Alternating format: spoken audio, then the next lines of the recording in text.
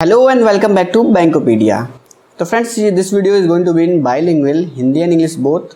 First we will take in Hindi, then English. तो friends ये video दो भाषा में होगी, हिंदी इंग्लिश दोनों में। पहले हम हिंदी में बात करेंगे फिर इंग्लिश में। तो शुरू करते हैं। देखिए बहुत आप लोगों को डाउट है कि आरआरबी पीओ क्यों ज्वाइन किया मैंने, आईबीपीएस पीओ क्यों नहीं। उससे पहले जो लोग मुझे नहीं जानते हैं तो ऊपर आई बटन में आ रहा होगा मेरा स्कोर कार्ड। 2019 में मैंने आरआरबी पीओ और आईबीपीएस पीओ दोनों क्लियर किया था और मैंने आरआरबी पीओ ज्वाइन किया, आईबीपीएस पीओ नहीं, दोनों में सिलेक्शन था मेरा।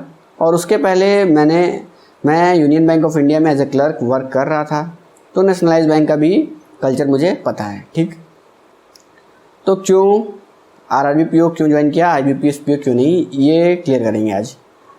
तो देखिए इससे पहले मैं आपसे सवाल पूछना चाहता हूँ कि आरआरबी पीओ क्यों नहीं, आईबीपीएस पीओ क्यों आईबीपीएस पीओ, आरआरबी पीओ क्यों नहीं, मैं ये आपसे सवाल पूछ रहा हूँ। तो इस टाइम पे जो आपके माइंड में आ रहा है वो जेन्युइन है, क्योंकि जब मैं तैयारी कर रहा था मेरे माइंड में भी वही चीज़ आता है, क्योंकि मैं जीरो पे हूँ, कुछ नहीं पता मुझे बैंक के अंदर क्या है। तो जो लोग सुना रहे हैं वही मुझे सुनना है, वही जो हाइप बनी हुई है आईबीपीएस पीओ की, वही हाइप आपके साथ भी बनी है, जेन्युइन है, वही होनी भी चाहिए। ठीक, तो जो पॉइंट्स आ रहे हैं आपके दिमाग में, देखिए क्या है। फर्स्ट पॉइंट आ रहा होगा सैलरी, सेकंड पॉइंट आ रहा होगा प्रमोशन, थर्ड पॉइंट आ रहा होगा इंफ्रास्ट्रक्चर एंड फोर्थ आ रहा होगा वर्क कल्चर। तो बारी बारी सारी चीज़ें क्लियर करेंगे, सारे वहम आपके दूर हो जाएंगे। फर्स्ट और सबसे बड़ा वहम जो है आपके माइंड में कि सैलरी आईबीपीएस पीओ की आरआरबी पीओ से ज़्यादा होता है, तो बिल्कुल भी गलत है। ये डिट्टो सैलरी होती है, सेम टू सेम सैलरी होती है। जो आईबीपीएस पीओ की सैलरी है वही आरआरबी पीओ की सैलरी है, कोई डिफरेंस नहीं है। Basic pay same, SA same, DA same, HRA same, सब कुछ सेम मिलता है। आईबीपीएस पीओ को जो मिलता है वही आरआरबी पीओ को मिलता है। तो सैलरी वाला मिथ तो अपने दिमाग से निकाल दीजिए, बिल्कुल सेम है। पर्क्स एंड अलाउंस की बात करें 19-20 का फ़र्क है, मानता हूँ। आईबीपीएस पीओ में आपको ज़्यादा मिलेगा, नेशनलाइज बैंक में ज़्यादा है ग्रामीण बैंक से। 19-20 का फ़र्क है। 19-20 का फ़र्क क्या है, एग्जांपल लेंगे, न्यूज़पेपर अलाउंस हमें मिलता है 150, आईबीपीएस में मिलेगा 300 या 175 या 200, मतलब 150 से ज़्यादा मिलेगा, 150 ज़्यादा मिलेगा। ओके, पेट्रोल अलाउंस मिलता है हम लोग को 15 लीटर, किसी आदमी में 20 लीटर, किसी आदमी में 25 लीटर, इससे ज़्यादा नहीं मिलेगा। बट नेशनलाइज बैंक में आपको 30 लीटर, कहीं कहीं 40 होगा। ठीक, तो 10 लीटर का पेट्रोल अप डाउन है। तो कुल मिला रहे तो मंथली 1000 से 1500 का डिफरेंस है, इससे ज़्यादा का नहीं मानूंगा मैं। तो यही अगर हम इसको भी इंक्लूड कर लें तो 1 से 1500 का डिफरेंस है। लेकिन पर्क्स एंड अलाउंस में आपका स्टाफ बेनिफिट आते हैं, सारे स्टाफ बेनिफिट जैसे housing loan, personal loan, OD service, बाकी जितनी भी मेडिकल क्लेम, ये सब जितने भी सुविधाएं हैं जो स्टाफ को मिलती हैं बैंक में, वो दोनों मोर और लेस सेम है। एकदम बराबर नहीं कहूँगा लेकिन तब भी सेम है। जैसे कि हाउसिंग लोन बड़ा फैक्टर है, एक बार अगर आप बैंकर हैं तो हाउसिंग लोन लेंगे, क्योंकि हाउसिंग लोन आपको 40 लाख, 50 लाख, 60 लाख तक का आपको मिल सकता है। और एसआई पे सिंपल इंटरेस्ट पे मिलेगा तो आप लेंगे ही, अपना घर बनवाएंगे। ठीक है, तो हाउसिंग लोन जो नेशनलाइज बैंक में है वो भी आपके सैलरी का 65% ईएमआई उससे ज़्यादा नहीं लेगा, वही आरआरबी में है। तो सेम है, जो बड़े फैक्टर्स हैं वो तो सेम है, सब चीज़ सेम है, सैलरी भी सेम है। कुछ जो 1000-1500 का डिफरेंस है वही है और कुछ भी नहीं है। तो ये मिथ आपके दिमाग से चला गया होगा कि सैलरी ज़्यादा है आईबीपीएस पीओ का। ठीक, सेकंड क्या डाउट था आपका, इंफ्रास्ट्रक्चर। तो देखिए बात को समझिएगा, बैंक चाहे वो पीएसयू हो चाहे वो दोनों लेते हैं, पीएसयू ले लेते हैं, एक अपना ग्रामीण बैंक ले लेते हैं आरआरबीज। तो पीएसयू जो है उसमें क्या है, नेशनलाइज बैंक में क्या है, इसका 80% ब्रांच अर्बन एरिया में होगा और 20% ब्रांच रूरल एरिया में होगा। ओके, और यही आरआरबीज है, इसका क्या होगा, इसका 90% ब्रांच रूरल एरिया में होगा और 10% ब्रांच अर्बन एरिया में होगा।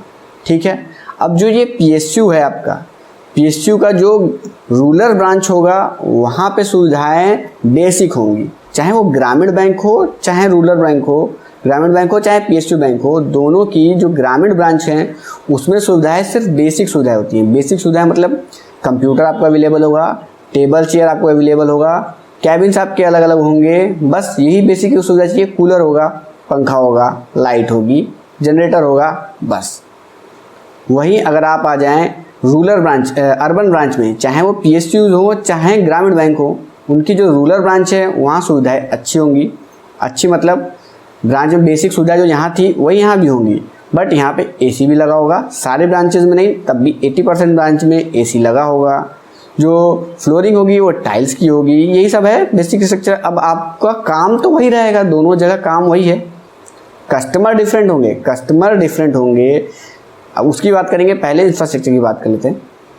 तो ये बात समझ आ गया। अब ग्रामीण बैंक में आपको सब जगह बेसिक सुविधाएं क्यों दिखती हैं? क्योंकि ग्रामीण बैंक की 90% ब्रांच रूरल हैं, क्योंकि उसका नाम ही ग्रामीण बैंक। 10% ब्रांच जो ग्रामीण बैंक की अर्बन है, वहाँ जाइए वो PSU जैसी हैं, सेम। ठीक है, तो इंफ्रास्ट्रक्चर में डिफरेंस नहीं है, सेम है। अगर आप ज्वाइन करेंगे एज अ न्यू ज्वाइनिंग तो 99% चांस क्या 99% है कि आपको रूरल ब्रांच ही मिलेगा। चाहे आप PSU ज्वाइन करें, चाहे आप ग्रामीण बैंक ज्वाइन करें, तो 100% आपको रूरल ब्रांच ही मिलेगा।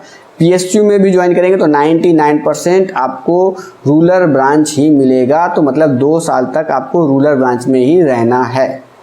ओके, उसके बाद ही आपका प्रमोशन होगा, चाहे ट्रांसफ़र होगा, चाहे जो भी हो, उसके बाद ही होगा।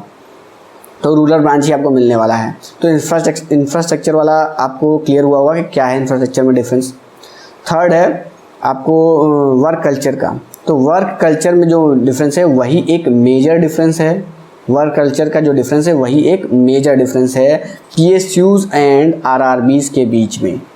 क्या मेजर डिफरेंस है? देखिए, PSU की 80% ब्रांच अर्बन है, 20% ब्रांच रूरल है। तो रूरल ब्रांच में तो सेम होगा। अर्बन ब्रांच में क्या होता है? अर्बन ब्रांच में कस्टमर शहरी हैं। शहरी कस्टमर नॉलेजेबल कस्टमर होता है, पढ़ा लिखा है, उसके बाद से इंटरनेट के ज़माने का है। तो क्या होता है, उसके बाद आपसे ज़्यादा ज्ञान है।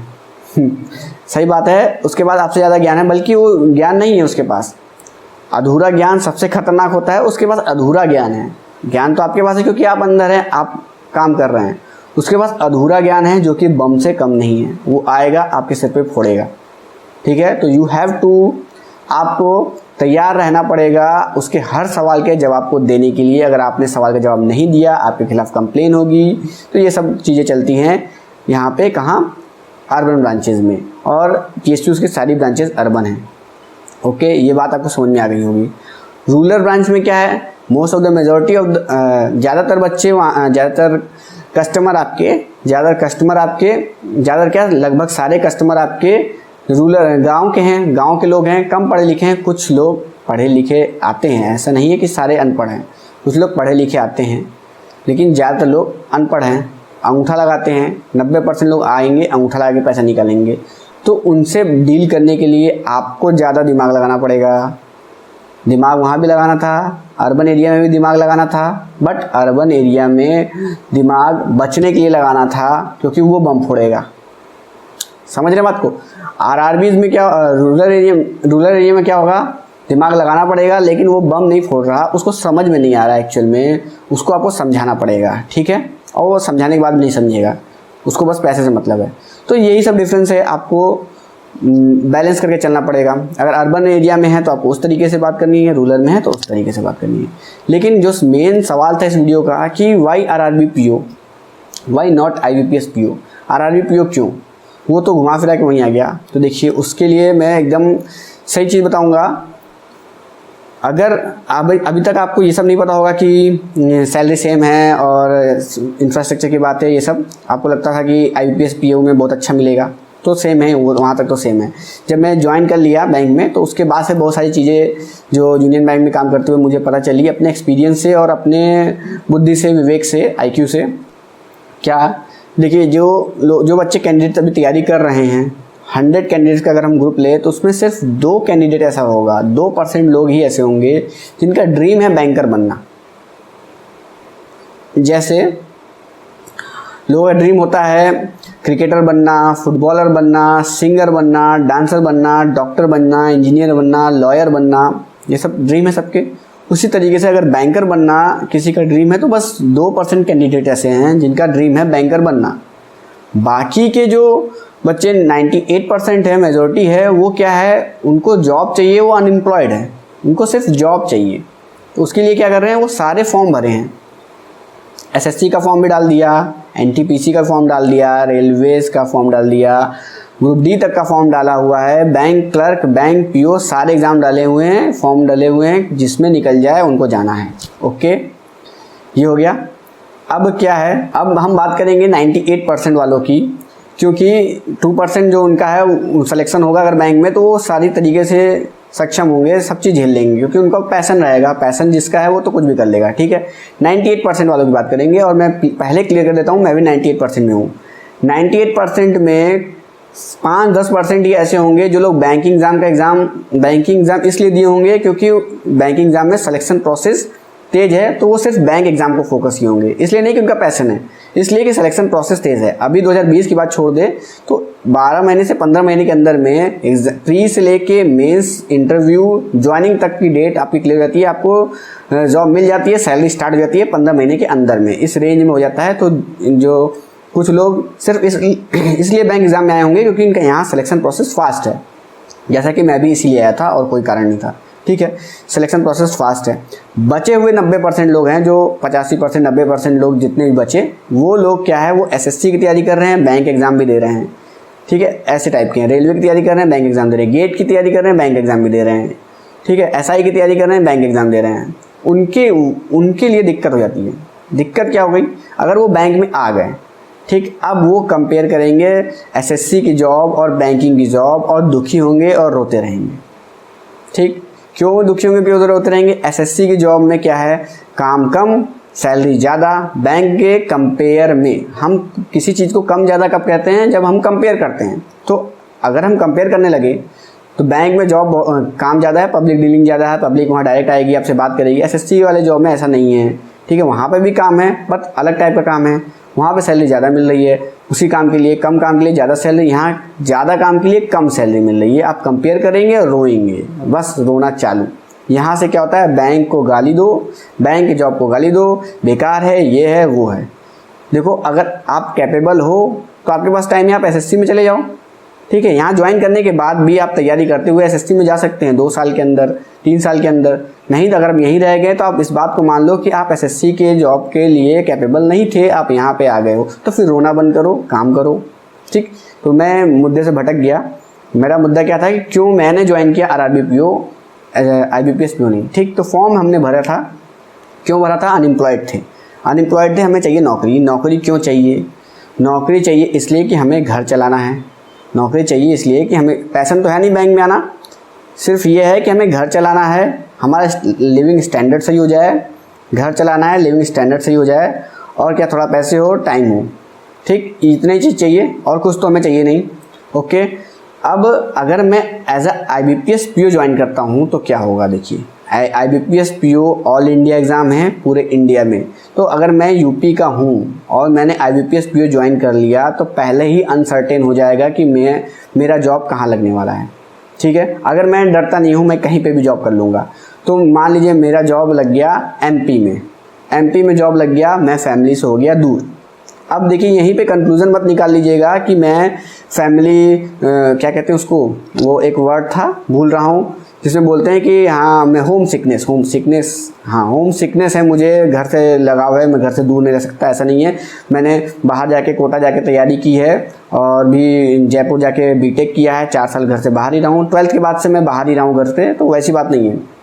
बट अगर आप जॉब करना है, मैंने जॉब के लिए फॉर्म भरा है, तो मैं चाहता हूँ कि मैं अपने परिवार के साथ रहूँ और मैं अपने घर के साथ रहूँ। अगर देखिए, मेंटल पीस तो मुझे मिलने वाला नहीं है बैंक में आके, क्योंकि सैलरी में कंपेयर करूँगा, वही सारी बातें, सैलरी कंपेयर करूँगा, काम कंपेयर करूँगा, खूब गुस्सा होऊंगा कि ऐसा है वैसा है, सैलरी कम है, काम इतना ज़्यादा है। उसके बाद से मैं घर से भी दूर रहूँ, क्यों रहूँ भाई, मैं घर से भी दूर रहूँ। अगर आईबीपीएस पीओ ज्वाइन करेंगे तो पहले ही अनसर्टेन हो जाएगा कि आपकी जॉब कहाँ लगने वाली है। एग्जाम्पल लिए हमने एमपी में जॉब लग गई, 2 साल तो आपको वहीं करना ही करना है। 2 साल कहाँ करेंगे, ग्रामीण बैंक में करेंगे, पहले ही क्लियर कर दिया हूँ। ग्रामीण एरिया में ही करेंगे। फिर 2 साल बाद अगर आपने ट्रांसफ़र का रिक्वेस्ट लगाया, तो ऐसा नहीं है कि ट्रांसफ़र का रिक्वेस्ट लगाया और आपका ट्रांसफ़र हो गया, हो भी सकता है, नहीं भी हो सकता है, 50% चांस है। सपोज़ करिए आपका हो गया, तीसरे साल में आप आ गए अपने घर नहीं आ गए, यूपी आ गए, यूपी में कहीं आसपास आ गए अपने घर के। अब आप अप डाउन कर सकते हैं अपने घर पे, ठीक है, अप डाउन कर सकते हैं। बट जैसे ही 2-3 साल होगा, 4 साल होगा, आपका प्रमोशन के लिए एलिजिबल हो जाएंगे स्केल 1 से स्केल 2 आरआरबी में।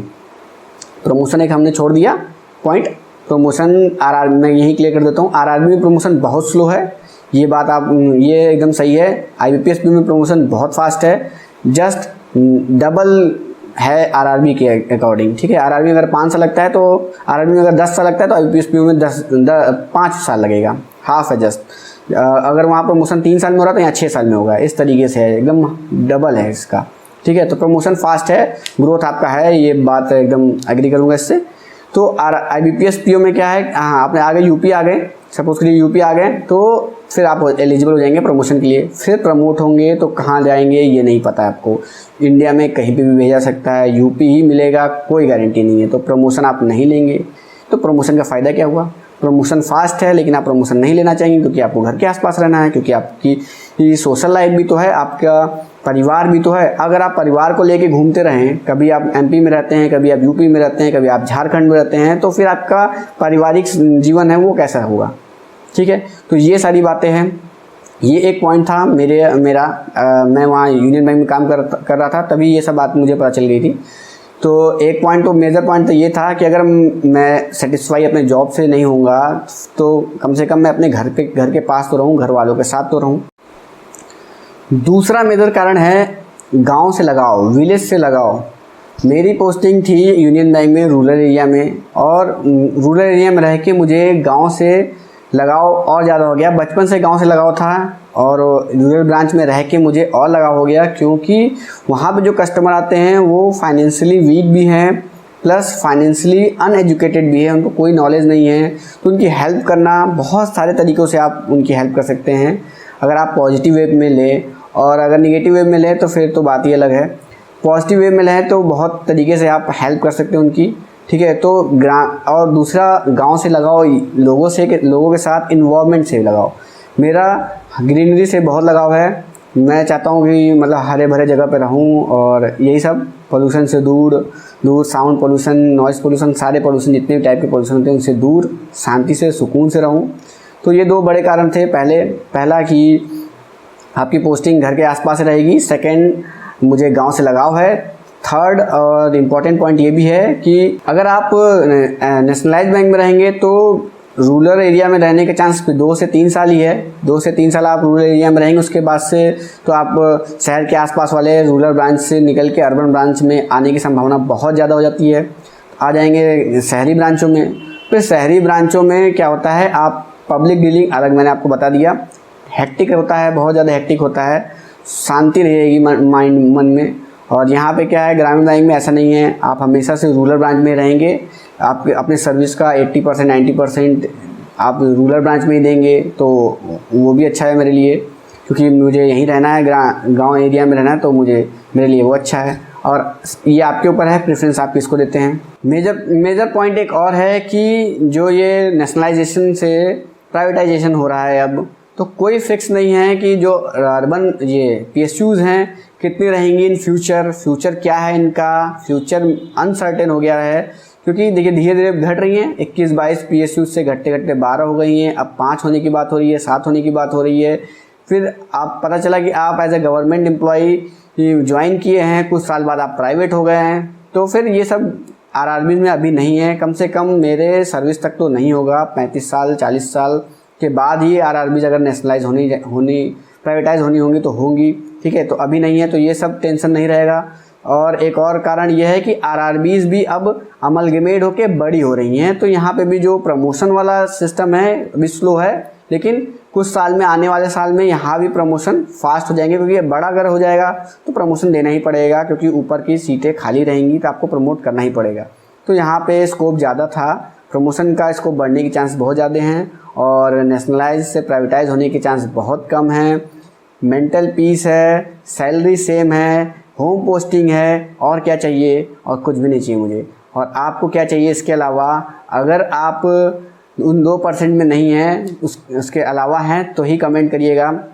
और अगर और कोई भी डाउट है RRB के जॉब से लेके या नेशनलाइज बैंक के जॉब से लेके, तो कमेंट करके पूछेगा, उस पर मैं सेपरेट वीडियो बना दूंगा आपके लिए। और कोई पॉइंट अगर छूट रहा है मुझसे, अगर आपको ऐसा लगता है कि मैंने उस पर रोशनी नहीं डाली है, तो कमेंट करके पूछेगा, मैं ज़रूर बताऊंगा। उस पर एक Q&A सेशन जैसे ये वीडियो है, पिछले वाली वीडियोस पे कमेंट किया कि बताइए, तो मैंने बना दिया। इस तरीके से कमेंट करिएगा, जो भी डाउट है आपके माइंड में उस पर मैं वीडियो बना दूंगा आपके लिए, ऐसा ही, ठीक है।